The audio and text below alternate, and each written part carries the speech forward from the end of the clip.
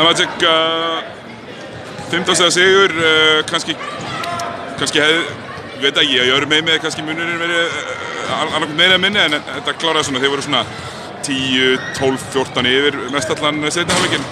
Hvað var það sem að skópa þetta fyrir ykkur? Það var bara góður liðsbolti, þeir fóru í svæði, það svona gaf okkur sjálfstraust og við náðum að opna mjög vel.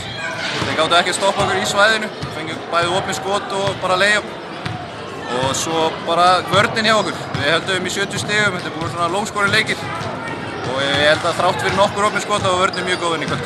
Já, þeir fara í svæðisveitina bara svolítið svona eftir að þú færið þarna, Matti er að dekka þig og þú færið talsveit þyngri og sterkari en Matti og færið þetta þrjár frekar, segjum það, bara auðvitað körfur og þið farið í svæðið út frá því. Er þetta eitthvað sem þið ætlaði að vinna með meira eða þið ætlaði að vera með minni mann á þér? Já, við erum með fullt af post-upi fyrir bæði mið og jab og stóri strákana. Við munum klálega nýta okkur þetta. Já, eitthvað sem þið sjáð, eitthvað sem sást fyrir þér sem þið hefði getað gert betur í dag? Já, eins og segja, nokkur galopin skotana hjá þeim og róteringar klikkuðu stundum, þá fengum við layup.